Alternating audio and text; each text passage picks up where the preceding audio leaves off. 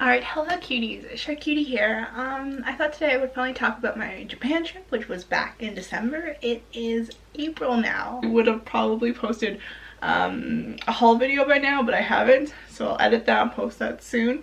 Japan, in one word for us, was like a fever dream, or 2 words. I arrived after my show opening, and Lucy went before me, and then I met her there after. We stayed in UNO, so it's like 10 minutes away from Akihabara and about 20 to 30 minutes away from main Tokyo area. So I don't know how to talk about this without being too much about the merch I bought, because the first day we got in is we went around UNO and just went through a bunch of convenies, and it was a lot of fun. The thing I really got most was the Star Twinkle tin, and I cried a lot about it because it was our first day and I was like, oh yeah, I have to speak Japanese because these are just normal like grocery store workers, and I was like, I know very little Japanese, but like if they're talking to me I understand it. And I was like, only guy, and they were like, which one? I was like, Star Twinkle. I was like, hi. I was really embarrassed, but it was really fun. Yeah, so that was our first night there. We didn't eat much, we just ate at the convenience, and yeah, second day we went to Akihabara.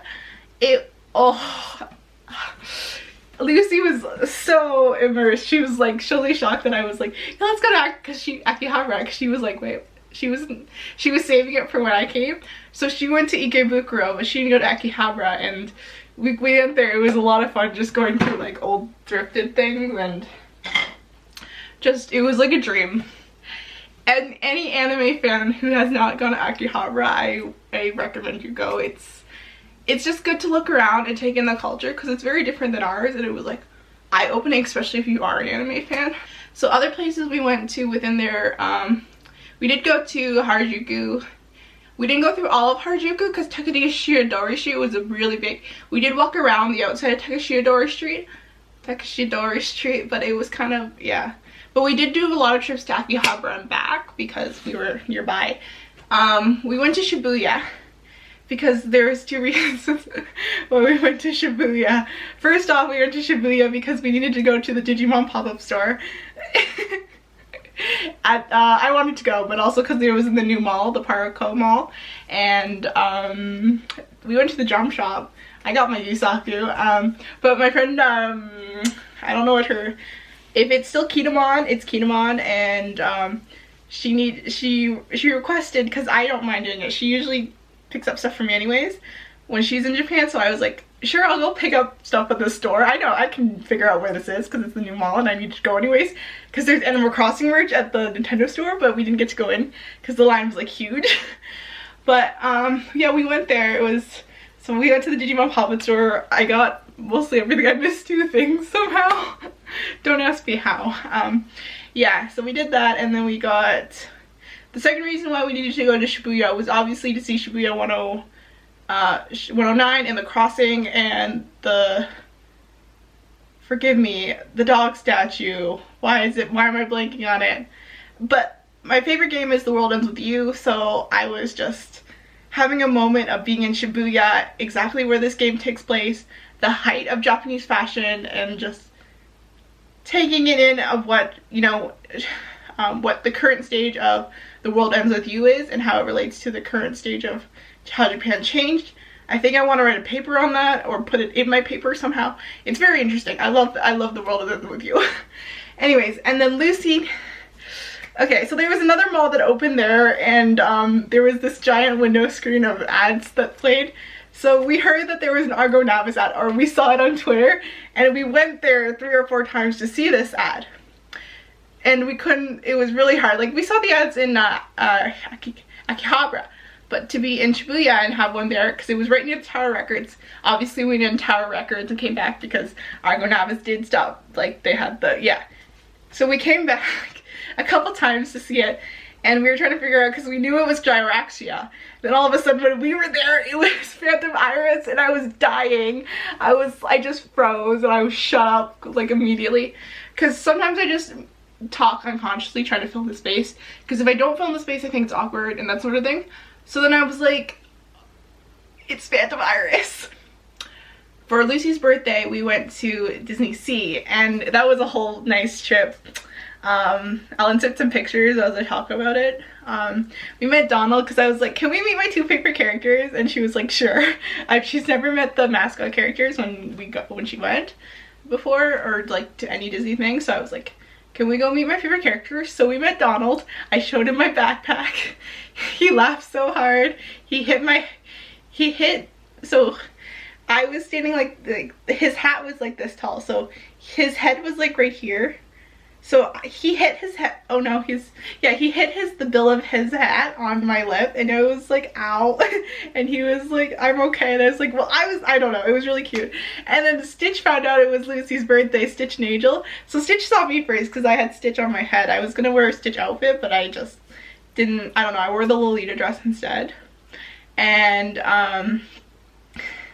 he freaked out. He pulled me over. I was like, yay.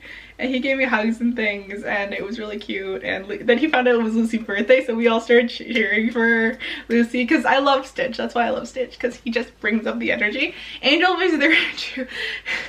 I started taking so many pictures of them because they were so cute. Like, Stitch would be like, ooh, Angel would be like, stop. Stop. It was just, I couldn't handle it. It was so cute. I love them. I love Stitch and Angel, and yeah, it was a lot of fun. Yeah, so we went to a lot of Disney Sea stuff, and it was just a great day altogether. I think those were my 2 highlights of Disney Sea.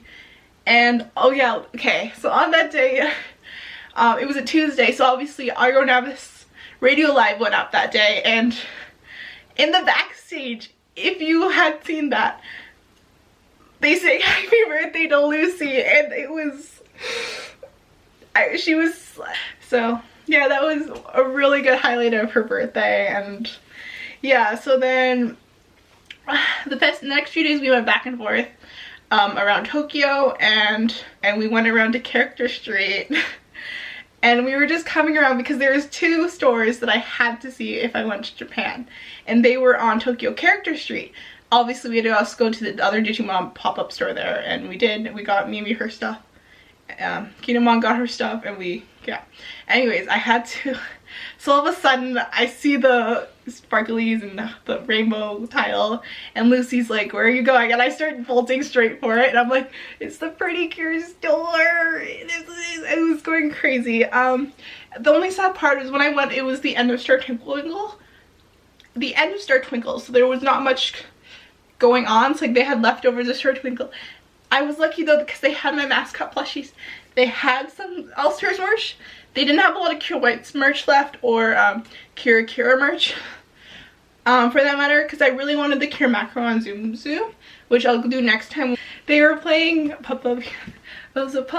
yeah, the Star Twinkle ending, and it was just a lot of Pretty Cure everywhere. It was just really cute, really everything. I loved everything about it. So that was the first thing we did there, and then we kept walking around, and I was like, okay, there, and we went to the Aikatsu store. Then we turned around again, and I stopped again because I was like, it's the pre-para store. Because we went through a lot of places, and then we saw the pre-para machine, and we just weren't able to play it because we weren't sure how to play it. But it was like, I was like, Lucy, there's a pre-para machine, and she was like, yeah, I know. I was like, this is the pre-para machine.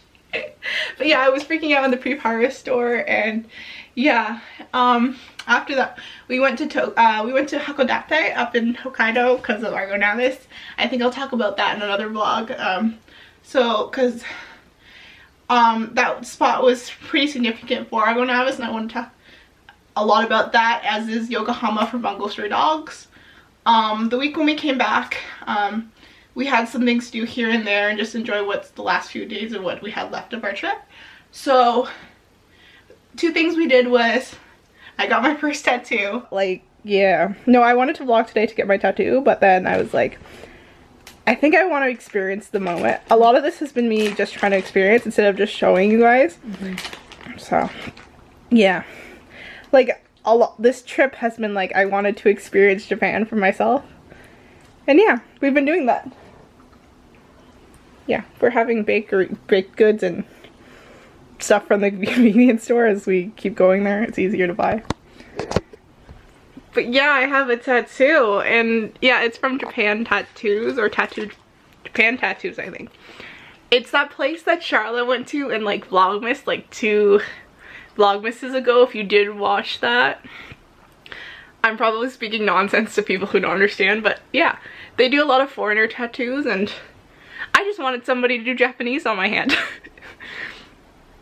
And if you guys didn't know, it is Katobingu from Yu-Gi-Oh! Zeal, which essentially means to flare up and then the sound bing. I'm gonna high five the sun! Yuma, no! Don't! So yeah, we have a joke because the card is Katobingu challenge. The door is open. That's what I thought. That's awkward. Also, look at my jacket! Look at my jacket, I'm such a nerd. Wait, there we go. Argo Novice, hi, I'm Lucy, that one person that sent in a letter to Radio Line. Everyone's like, Canada? What? So, okay, she's bye. really excited. She's really excited They about sang that. me happy birthday. How can I not be excited? Yeah, so she's been really excited about that. But yeah, I got a tattoo. Like, Stan Argo Novice. we even, well, yeah, that was in that was in the, yeah, you are actually screaming that now. You completely forgot to do that when you were in red cosplay. It's fine. It's fine. Yeah. But yeah, they actually have a really good service, is what I wanted to talk about. So I DM'd them through Instagram, and I was talking to the girl, which I forgot her name too. Anyway, she was really nice. She went through all the steps with me, as if you would here, or in Canada, and yeah, we just did it overseas because, yeah, and then she sent it a invoice that we just had, you had to pay through PayPal, and then you just got here on, like, you had to come early or you come right on time.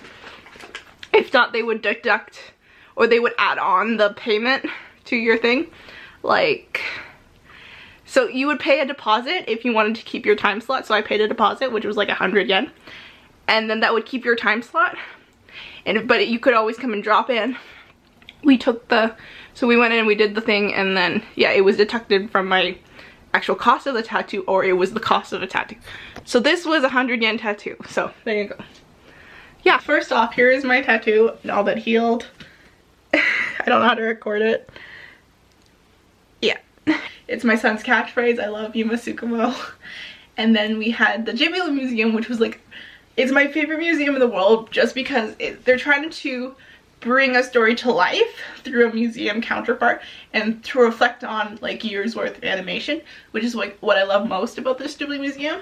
I had to study it in my undergrad in my museum courses, so I talked about the Ghibli Museum a lot because it had to do with storytelling.